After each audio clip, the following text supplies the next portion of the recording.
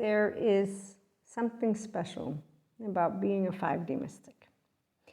And that is that you don't ever forget where you come from. So you don't forget about your humanity. I can thank our lovely Jesus for that. And so I also can thank that I got taught in my catechism and my home. I have 2 hands and 2 feet. So we don't surrender. The spiritual bypassers, the 4D collective, they actually don't uncover their authentic self. They treat source and universe as if it were that monotheistic God, which is actually like off, like a lot, and their resourcefulness does not turn into what I know and will share on the limitless possibilities. Okay, so 1, welcome to the late IHP show with Maria, your favorite, hopefully at some point, right? No, not your favorite, one of the 5D mystics out there. Okay, so here's what's fun about being a 5D mystic, is that we are okay with being in between worlds. Sciences and spirituality come together. And for me, it feels always like a repeat, but I know it's not a repeat. It's just that I'm consciousness, and you can be too when you have that integration of the brain. So consciousness, I'm taking the class with Daniel Siegel and change, still have to finish it. But see, this is one of the reasons why I don't feel changed at all. I just feel expanded. And actually, I still remember when I got into the Enlightenment Soul Age group, it was like a click. I was like, I'm pretty sure I'm in the Enlightenment Soul Age group. And I remember Sadhguru sharing with somebody who asked him a question about, how do you know when you're in there? He's like, you'll just know. I was like, yep, he's right. You will just know. And it's not a miracle in the way that I learned about miracles when I was a child with Jesus, even though I do believe in miracles. I believe in miracles and angels. In every one of us, there's a song, right? I believe in angels. And you and me, this one makes me teary-eyed when I think of it. And Jesus makes me teary-eyed too. And being a 5D mystic means that we're not welcome by all.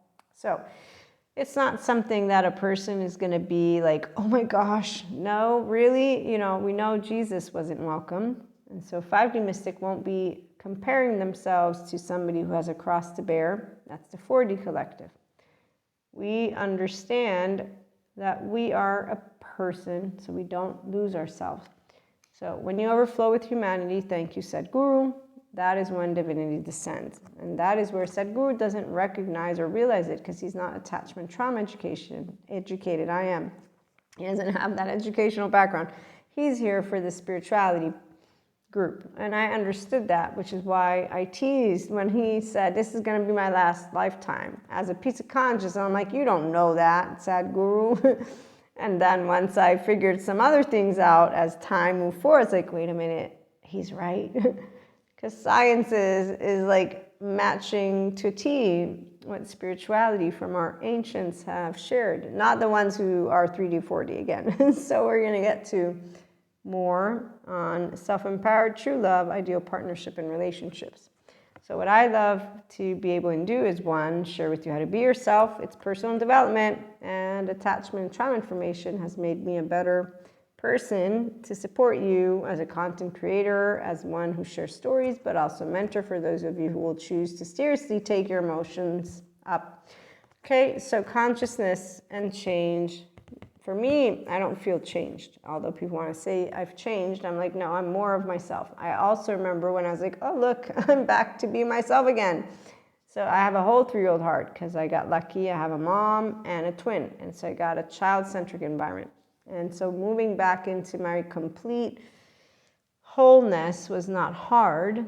And I don't remember the exact year, but my spirituality journey has been my entire life, but not the also one.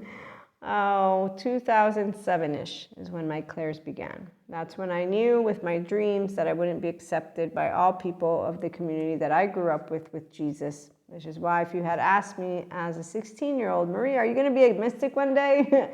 What are you talking about? That only happens in books. That doesn't happen in real life. And as I got my clairs, I felt blessed and fortunate. And I kept meeting 4D people. who made it seem like we had some cross to bear. And I would just stop, just leave it alone. Stop doing this thing that you're saying. We're not anointed. We're not special. What do you know, and trying to respect those aspects, because intuitively, when somebody says, we're special, you know, they're saying, I don't feel special. Now that I have dreams, I feel special. And it's like, you're distorting this right now. And I learned how to not be somebody who would be mean, because as a teenager, I was just having direct communications and be like, yeah, you're mean. You don't have emotions. I do have emotions. I'm just pointing out to you the truth. I don't understand why you don't understand what I'm saying to you. Okay, so consciousness is a flexible, adaptive, coherent, energized, stable brain. So you have left and right mode. It's not a miracle in the sense of some fucking gift. It's just being a decent human in the book of a person that has a window welcome to emotions, because we're all a part of source. We're all a part of the same energy. I learned about brothers and sisters. So to me, becoming a mystic just meant that I would be an outcast for a group of people that I loved to the death of me. But I said, it doesn't matter, because I know what Jesus stands for and God. And I told God, I said, hey, I don't think they know what humility, and now I know, yeah, grandiosity people, they need a good therapist, because they don't know anything about their poor 3-year-old. So here's where a Page of Swords is not aspire for a 5D mystic. It's we learn to speak different languages. What we learn is how to protect and support those who are being treated with injustice. So I have seen things by people who cast stones and they judge books by their cover, and they think that they went through a Kundalini awakening or a spirituality awakening, and they call people energy vampires. Yeah. That really doesn't make my heart happy. And when they started to say that our divine masculines from our oversoul are pieces of basically stupidity, I was like, wait a minute. Now you're going too far. You're creating what I see as a people, something called, we're divine feminines and we're better, and divine masculines are not. That was the minute I knew you're off, because it got personal. You're offending my oversoul.